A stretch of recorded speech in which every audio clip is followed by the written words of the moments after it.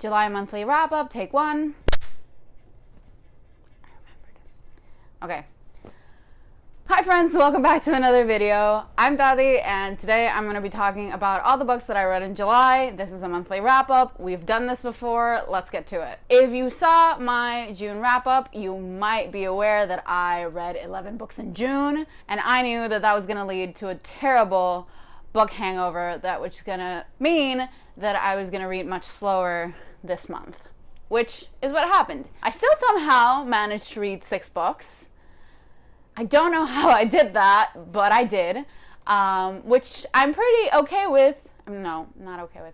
I'm cool with, because that is what I normally average, like, on a month. I'll read 5 to 6 books per month.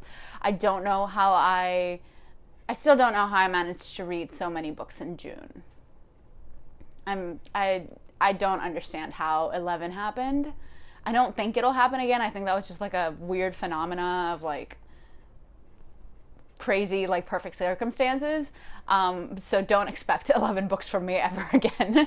But yeah, July was an okay reading month. It was slow. I didn't read all that much. I read 6 books, but I don't feel like I read all that much because there were large chunks of time that I wasn't reading at all. But, you know, we're going to do this. I'm going to go in chronological order, as I usually do, from like what I first finished to what I last finished. Let's get started. The first book that I finished this month was The Witch Boy by Molly Knox Ostertag. This is a graphic novel that I picked up in July at my local bookstore, and I loved it. I rated it 5 stars, and it centers around a young boy who comes from a magical family, but they all have very like strict gender roles that they have to follow. So like women are witches and then men are shifters. But this boy, Aster, he breaks all those rules, and he clearly shows a prowess for magic that he doesn't show for shifting. And so he spends a lot of time like sneaking around the house, like trying to listen in on the girls' like magical lessons so that he can learn magic. This family is pretty remote in the sense that like they don't what's the word that I'm looking for? Socialize. That's the one. They don't socialize with people from like the mundane world. They only keep in touch and socialize with other magical families. So they're pretty reserved and remote, and they live behind like this magical barrier that keeps out demons, because demons always have to come into play at some point. And so yeah, it follows as Aster learns more of his magical abilities, as well as like his family's secrets and why they enforce these like very strict gender roles.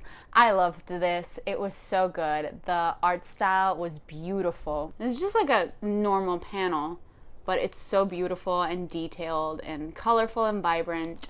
The art was beautiful, the story was beautiful, and also part of the story is that Aster becomes friends with this girl from town. One day Aster is just like kind of fed up with his family, and so he leaves the magical protection barrier and goes into town and makes a friend. And so the book has several plot lines of like Aster discovering his magic, as well as his relationship with Charlie. And it's all just, it was very warm and kind and beautiful and tender. I loved the book, and I don't know, it was just an all-around great read. I gave it 5 out of 5 stars, obviously. And from like my searching through Goodreads, this is tagged as an LGBT read, which I could definitely see, not only in the way that Aster is breaking gender roles and stereotypes, but also in the way that he behaves, and just like how he generally is with Charlie and all the other people around him. And it's clearly, sometimes it's meant to be like a literal LGBT thing, and sometimes it's just meant to represent LGBT themes of like how Aster deals with identity and feeling different and being different. I hope that explains it correctly. I'm not sure. Anyway, it was a great read. Definitely recommend. The second book that I read in the month of July was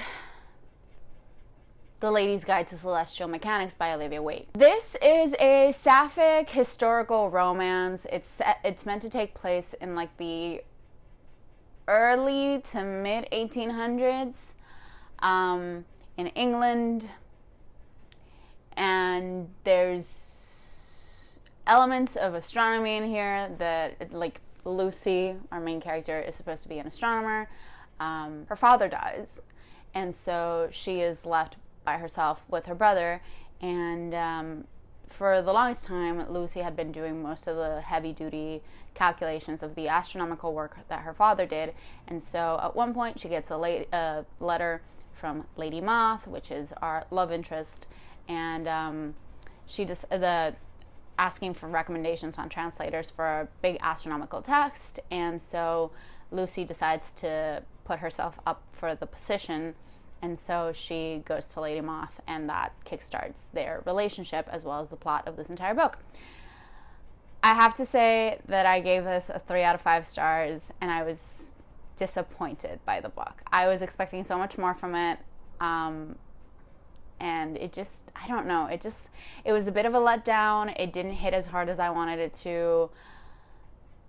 It was an okay read, but I found myself bored a lot of the time, which I'm really disappointed by because I really wanted to love this book, and I just didn't. It was an okay read. It wasn't terrible. The writing was good. The plot made sense, but I don't know. It's just there was something about it that just didn't hit quite right, and I had to give it a 3 out of 5 stars. I was very disappointed by this, and I hate that I was disappointed by this. I wanted so much more from this, and I just didn't get it. I don't know.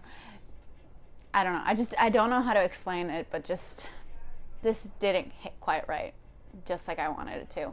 And so, 3 out of 5.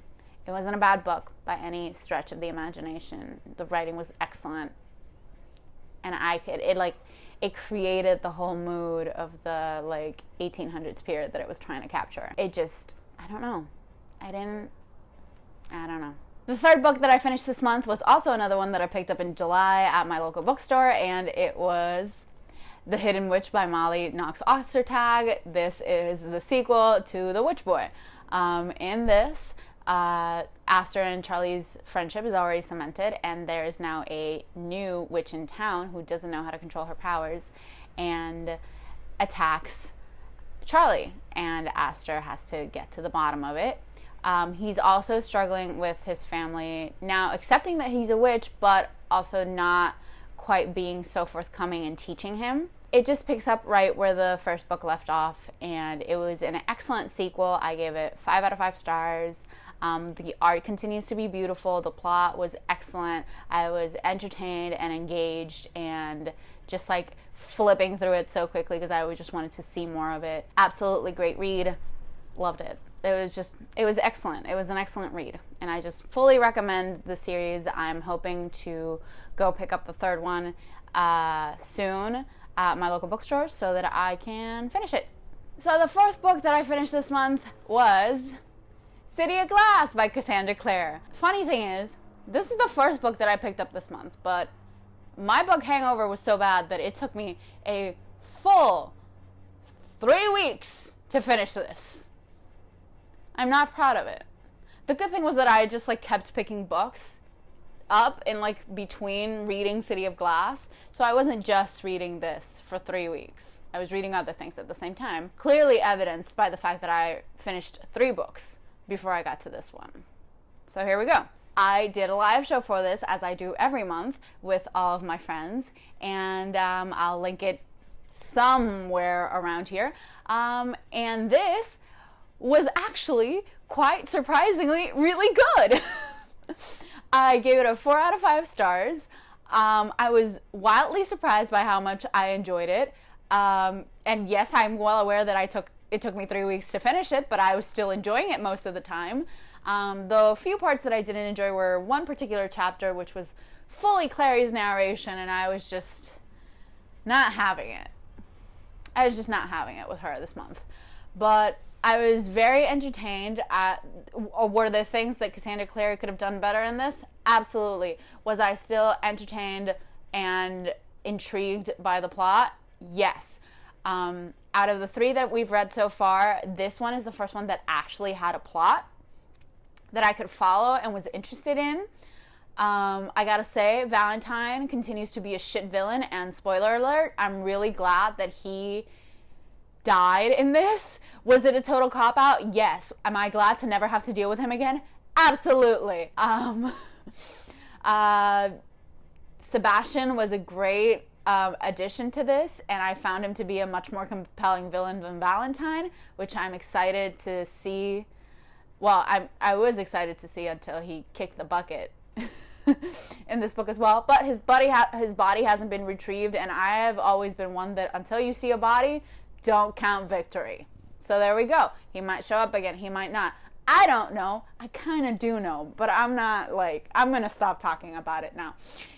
The Malik moments in this were excellent.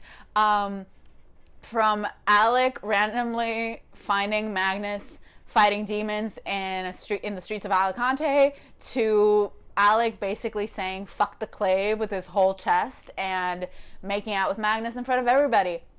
Absolutely loved it. I was here for it. They finally progressed to somewhere good in their relationship. They were referred to as boyfriends by the end of it, so I'm here for it. The banter was excellent, and I got to see more of them and their relationship just growing, which I'm all here for, because you all know that that's the only reason I started reading the series in the first place. In this book, I also got to see more of Isabel, which I loved. She was more of a presence in this time around, rather than being a very, very background character. Jace and Clary were just driving me nuts the entire time.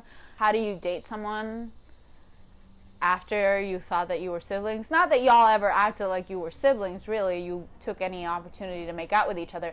But really, come on. I just, no. The incest in this was just nope, get this out of the way. What else? Simon was excellent in this book. First 2 books, really did not give a shit about him. In this book, he actually showed progress. He was doing shit. He was having moments, and I was all here for it. Simon was absolutely great in this book.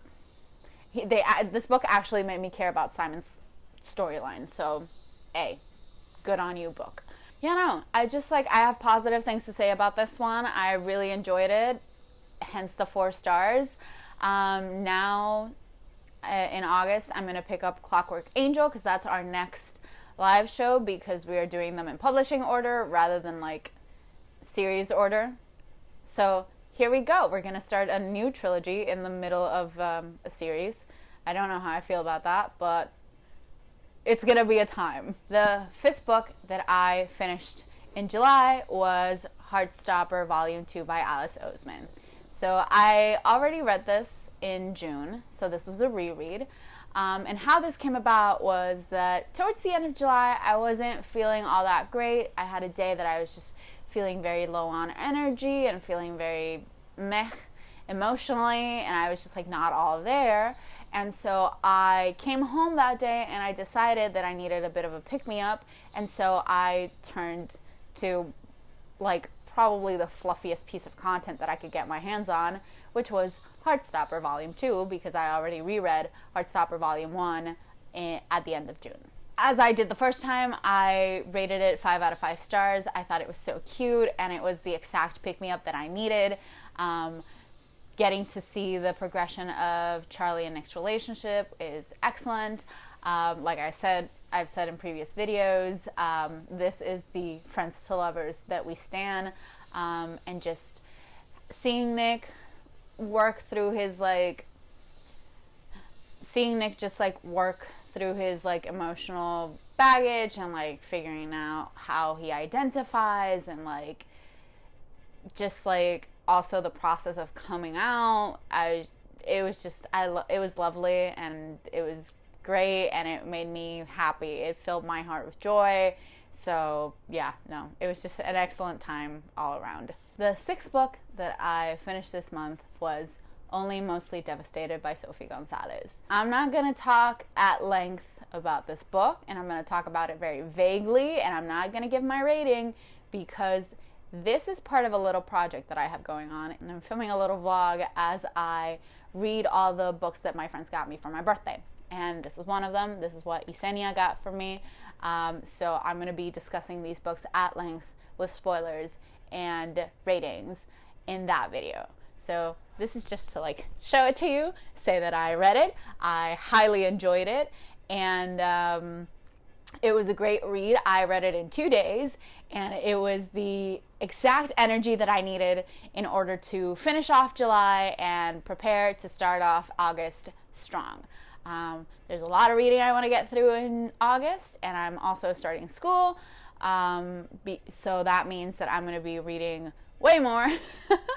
So yeah, this was the kick in the pants that I needed to get me ready for August. It was an excellent read. It was an LGBT read. It's YA. It's sort of set. It's like a Grease type thing, in which like these two boys have a summer romance, and then they suddenly find themselves at the same school at the beginning of the school year. It was excellent. The storylines in this were fantastic. The characters were complex and fully realized. In the advertising of this book, it says that it is perfect for fans of Red, White, and Royal Blue, which many of you know is one of my favorite books. And I could definitely see the Red, White, and Royal Blue vibes in this, from like the humor, and some of the scenes like were sort of similar. Like they had parallels to like those in Red, White, and Royal Blue, but it was still very much its own thing. And I greatly enjoyed this read. And if you want to hear all my very thorough thoughts on this, you can watch my birthday vlog when it eventually comes out. So yeah, those were all the books that I read in July. Like I said, it was a bit of a slow reading month, but I'm really happy with all the books that I read, or at least for the most part. This month was actually a really high rating month. Most of the reads that I had were 5 stars or 4 stars, except, you know, The Lady's Guide to Celestial Mechanics. That was the lowest rated book this month. But yeah, other than that, you know, for the most part, I count it as a very successful reading month, especially after how much I read in June. I expected to read much less in July. So the fact that I still managed 6 books, I'm really proud of. So yeah, thank you for watching this video. Thank you for spending this time with me. I hope you enjoyed it. Feel free to like it, subscribe if you want to, share it, leave all your comments down below. And I will see you on the next video. Okay, bye!